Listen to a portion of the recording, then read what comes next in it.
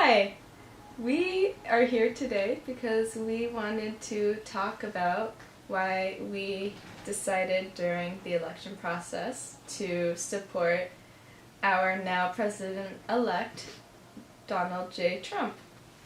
I was a, left-leaning person. I voted for Obama twice. And you did once. I voted for Bernie in the primaries, and then a lot of stuff turned me off, and I voted for Trump. You know, I was also on the Bernie train for a long time. We were actually pretty passionate about it, but either way, right near the end of the primaries, we kind of both started to notice that he was getting a little strange with his narrative, talking about, doing anything to stop Trump, and we kind of saw that, I think, right before it happened as him getting ready to endorse Clinton, which, not that I would want to talk ill of people who support her, it was just a very big turnoff, I think, for both of us. She wasn't really our ideal candidate at all. I think that we both supported Bernie primarily for the anti-establishment aspect of it. Yeah, and that was just one of the biggest turnoffs for me in general, was the shift in tone and what Bernie was saying, and also people like our Senator Elizabeth Warren. She used to be pretty eloquent about, things being rigged for certain people, and she fully endorsed Hillary Clinton, and she went from that eloquent person to, at the DNC yelling, like, don't you want the first female president? You'd been watching people like Milo Yiannopoulos and the factual feminist Christina Hoff Sommers, and he kind of showed me that, some videos from them together, and I guess, and then just Milo, which I'm almost surprised that it took so well, because I went to college here in Massachusetts, and I studied psychology and sociology, and I didn't have any interest in pursuing gender studies, but I took some classes that were on that. I bought into feminism and all that kind of thing a lot more than I'm proud of now, to be honest. So I don't know, that was a good buffer though, because obviously they use a lot of research and facts. They're very eloquent people, and that kind of led into when you said that you were thinking about, supporting Trump, which is another thing that I'm surprised they took so well. But even just showing you Milo, I was like, here's something I've been watching. So I don't know that I ever really asked you what exactly made you want to vote for Trump in the first place. Mm-hmm. I sort of grew up just with the common sense approach to, gender issues and political correctness and stuff, and it happened in college. I didn't take any gender studies classes or anything, but just, that's what everyone was into. It's like, why not? Mm-hmm. But, everything, the left went too far with everything this election, and that's one of the things it went too far with the political correctness. Yeah. Literal censorship, doublespeak, complete, manipulation of words, complete emotional arguments, mm-hmm. dissonance to facts.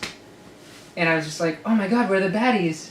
I think that one of the first things that started to bother me, right around, the end of the primaries, was that I started seeing someone who I've known for years. I noticed that she was commenting on people's posts and stuff about Melania, which is our First Lady-elect, and just saying kind of awful things, I think, about her being a gold digger and, her only being in it for his money and that kind of thing, which struck me as off because obviously that could be true about a person. It's not like no woman has ever married someone for money, but I guess my first initial thought to it was, what's necessarily wrong with that? You know, it's, I mean, if you're going to be a feminist and say that women have the right to choose, I guess you kind of have to say women have the right to choose to marry someone for bad reasons. And just the fact that someone who is very left-leaning would throw out all of their ideas on the way that they think that women should be treated and talked about just because they don't like a person seemed really hateful to me. Yeah. You know, women are great unless they're on the right. Black folks are great unless they're on the right. And people okay. Like, both sides take different approaches to helping people. You know, the conservative viewpoint for women, for example, would be if you do...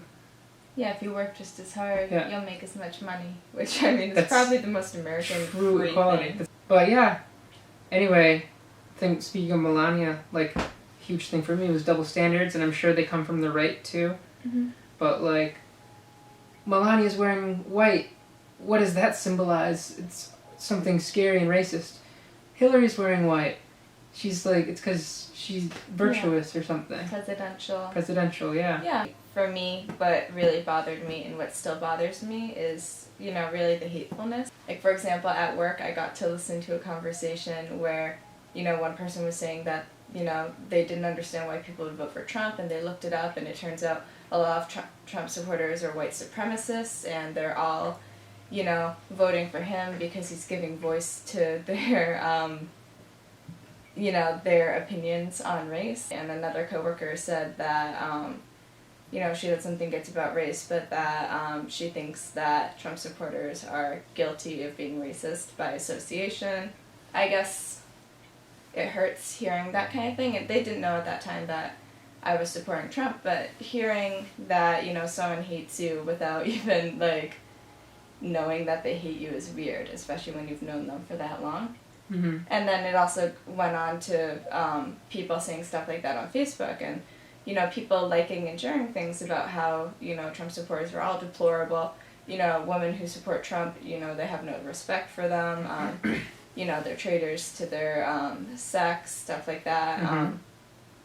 It's just a lot of stuff that, I mean, it's like if someone posted on Facebook that they thought that all Christians were awful people, or that all, I don't know, like Prius drivers were, you know, narcissists or something.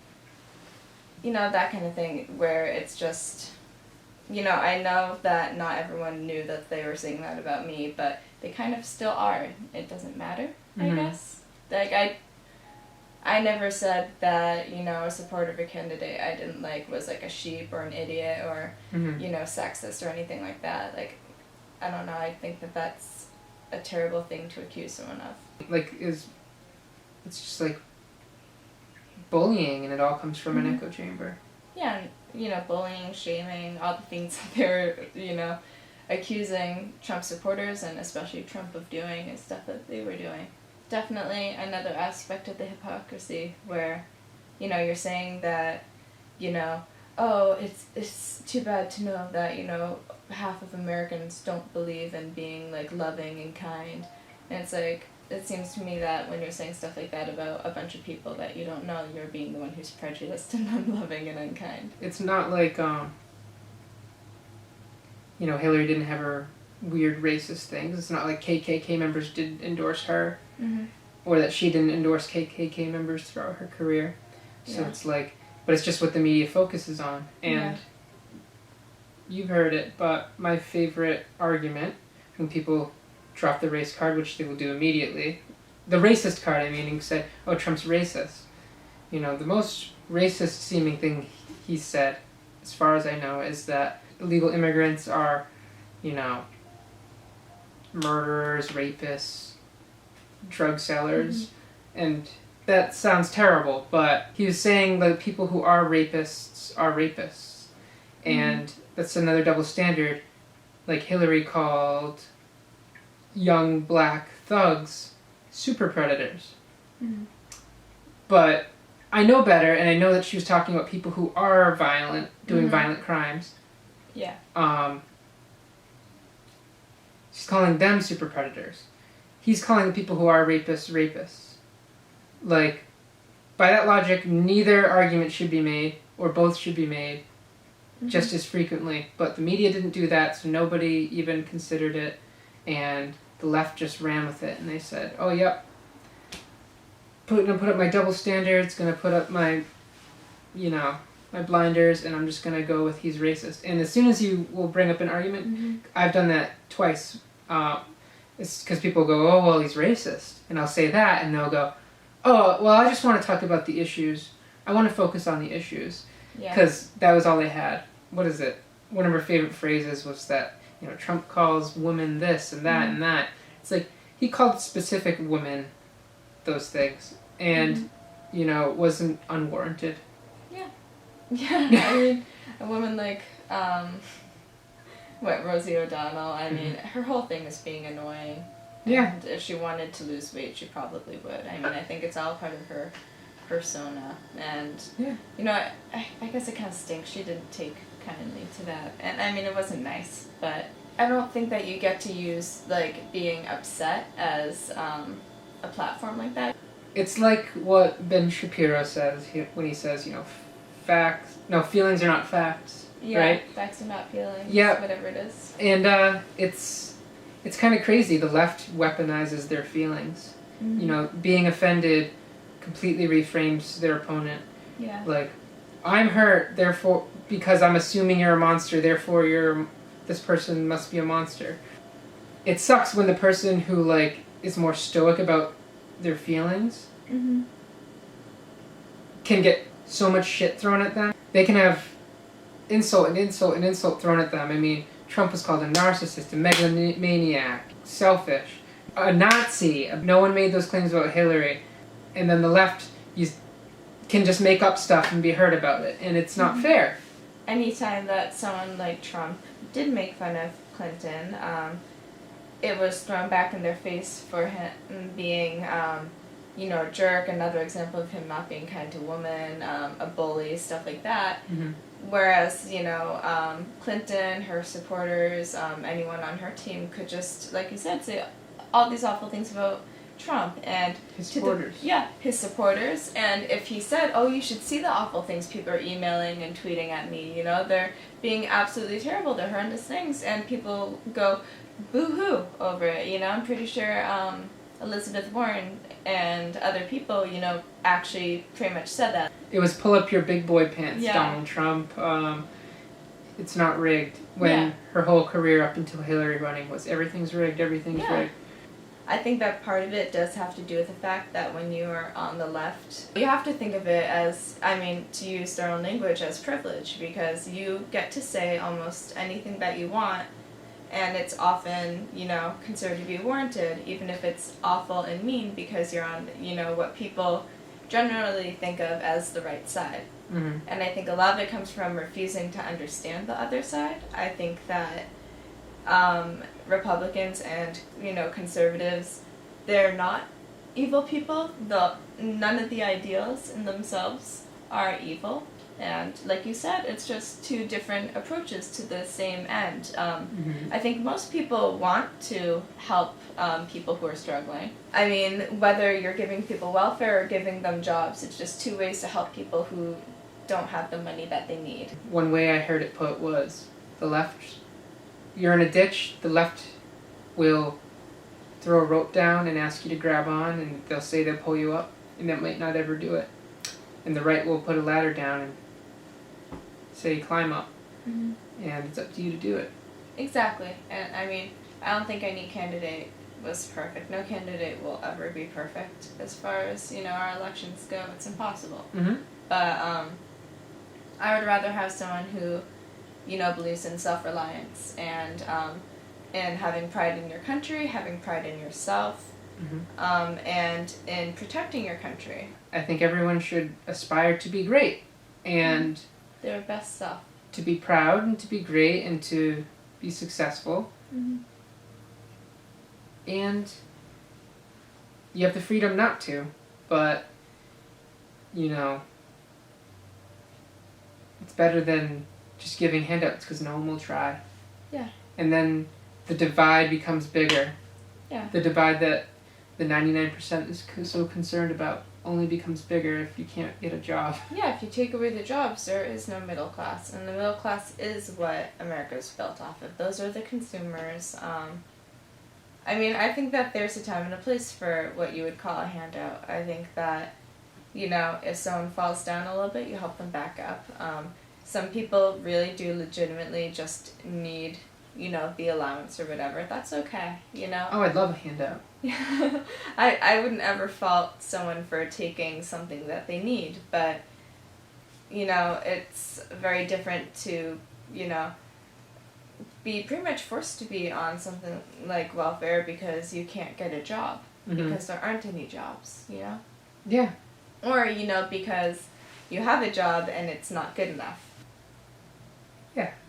Yeah, I guess that's pretty much why we decided to support Trump and why we will continue to, and why we believe in, you know, holding him accountable for everything, and not in the scary Bernie and Elizabeth Warren will work with you but hold you accountable way, but in the, you know, you promised us things and we want you to do your best job at it. Yeah. Kind of way. And if you aren't on board with Trump, you know, stop rioting and stop crying. Yeah. Shame. You know, you gotta give him a chance and maybe look up his policies on his website and maybe watch his speech, maybe from when he won the nomination. Maybe. Yeah, that changed my mind. And there's a few more. The one about globalism, you know, and his acceptance speech. Actually watch it and actually give him the benefit of the doubt. And, you know, trust that he has a good vision for America. That was why we did vote for Trump, and why Trump will be the next president, and why we should have good hopes and hold him accountable. And hopefully he'll be good enough where we will, you know, continue to support him for the next election. Yeah. You know, that's the biggest hope. Yeah? Everyone wants a good president, right? So let's just give him the benefit of the doubt.